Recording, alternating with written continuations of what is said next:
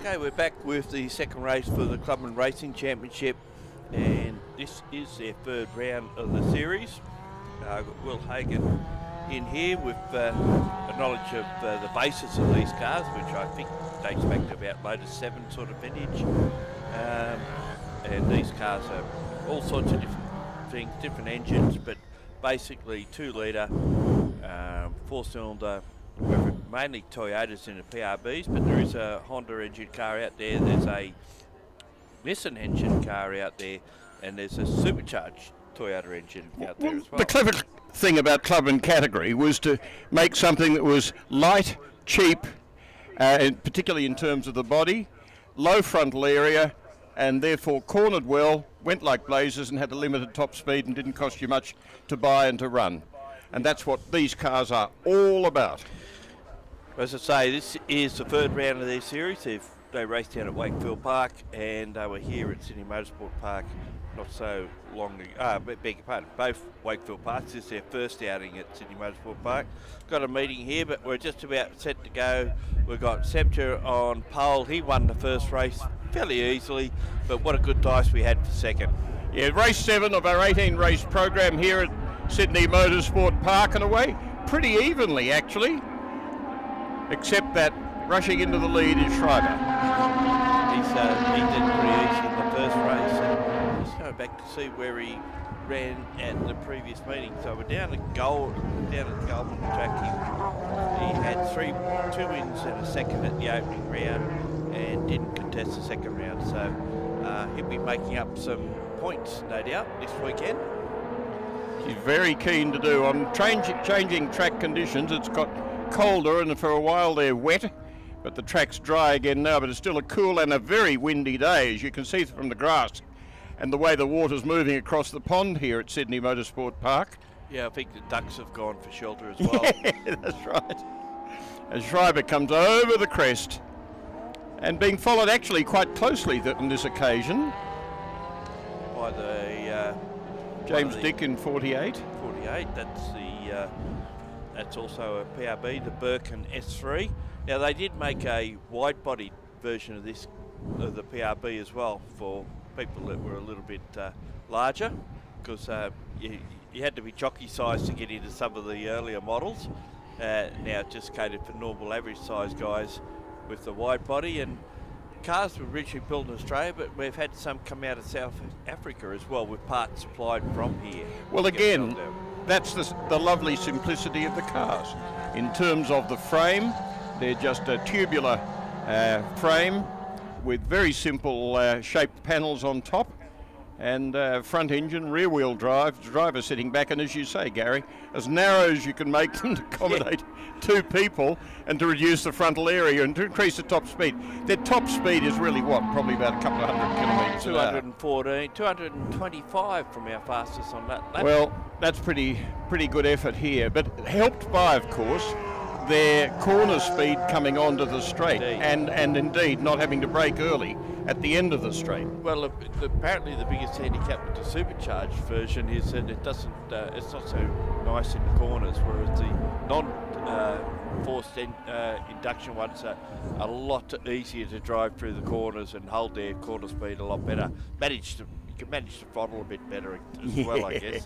But Dick was actually leading when they got down to the start-finish line, or just before it, and Semper moved through on to the lead as they crossed the start-finish line. We had Robson in 3rd, Shervington 4th, Barry in 5th. Now, we were just talking off air before we came on that Barry's been involved with this category for a long, long time. He also runs a car in Super Sports as well, but that's not one of the, it is a PRB, but it's a different version than what we're seeing here today. Well, years ago in the heydays of Clubman cars, and when the Gagans were importing and selling Lotuses, they ran a Clubman car, a Lotus 7 at one stage. Black with, as was ever the case with the Gagans, with Total Oil sponsorship. And you had people like Alex MacArthur and all sorts of people. Very, very good drivers, often graduating from Clubman category as they went on to something that offered more top speed. Yeah, and it spawned various other makes to come along, I guess. We've got a Locus out there, we've got the Fisher Fury out there, Catherine's in UK, big series of almost a one make, but very similar to these sorts of cars. Yeah, just looking at Kroon there on Shervington. Kroon in 5th, Shervington in 4th, in very close company. Kroon in car number 19 and Shervington in 38, and having a great old battle. And in fact, there's 5 cars from 2nd down to 6th place in pretty close company, but lagging behind by 1.8 seconds. Schreiber, who's doing a great job, Ivan Schreiber, out in front in 45. Yeah, well, Dick Robinson was in 2nd spot going across the start-finish line, but now I think he's lost a spot, or is he going to get it back? How close is it, this battle? 5 cars all vying for position. And there's 60 again, which 80 is Robson. He's back to 3rd Robertson, spot. So yeah. he did lose that spot. As in the previous race, he shuffled back and forth between 3rd and 4th and finally got back to 3rd by the end of the race. Well, it's not uncommon for categories like this that you drop back to see what the other fellas doing as far as braking and turning and what the car handles like, and so you can find out where, if you have to get past him at some stage, you know where to do it. But it is 48 James Dick, who's currently in 2nd position. That's the Honda-powered PRB, and the number 80 of Graham Robinson in the Locus is the next one in that line.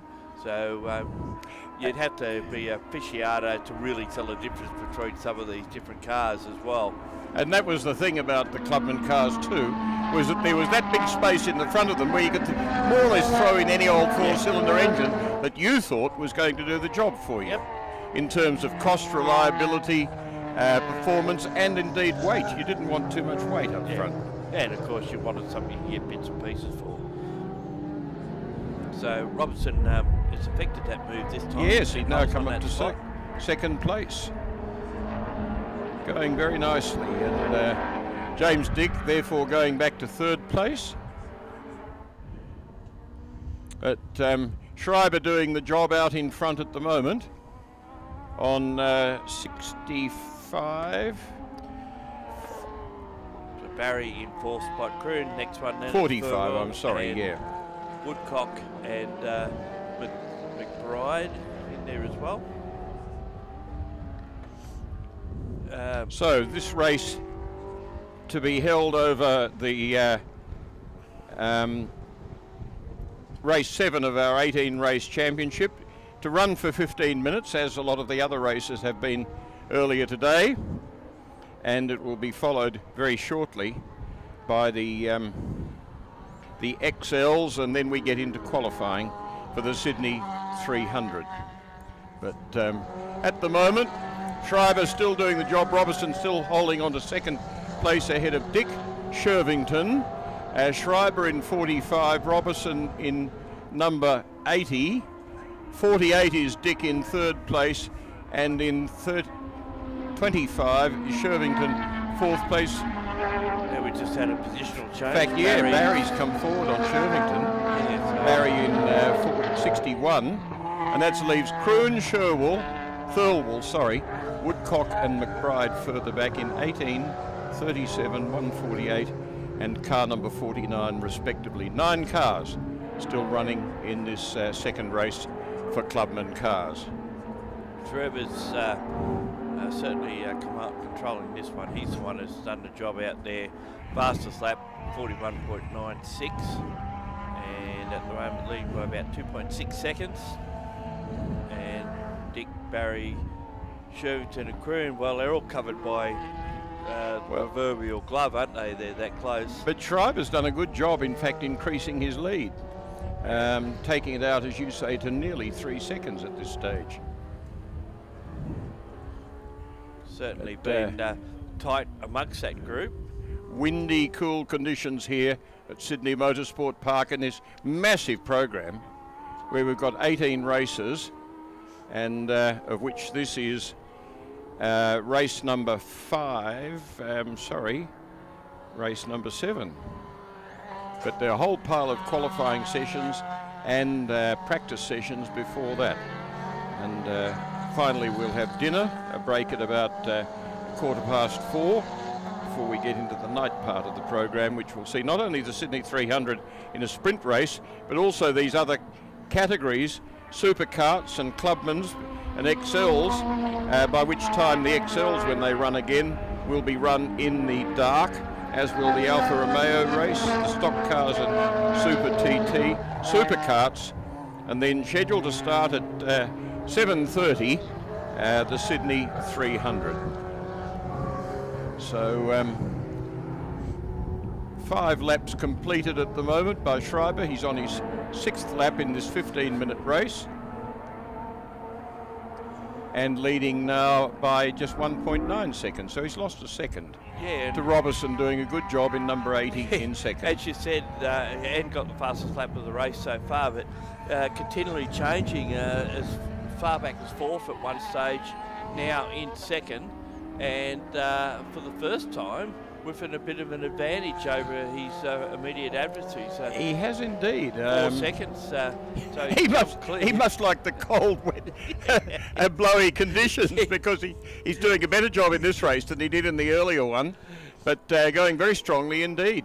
Yeah, and now the lead gap's come right down as well. We're at less than 2 seconds, so that's even more interesting that we're going to have a challenge for the lead. That's what the question we ask, and we shouldn't be asking it. We should be telling everyone what. Less than 2 minutes remaining in the race, so a maximum of 2 laps remaining, and they're on their 6th lap at the moment. Yeah, there's still a battle for 4 going on for 3rd position in this race. At the moment, it's Dick from Barry with Shervington and Kroon, the 4 that are in contention, and they're only split by in the neighbourhood of about less than 2 seconds, so that's how close they are. And currently the fastest one down the straight would be the Chris Barry car, 217 k's. Yes, in fact the tail end 3 are all below 200 kilometres an hour in their top speed, but Schreiber has had a 211 checker flags being pulled out a little bit early in this one, so we've had to make up a little bit of time. So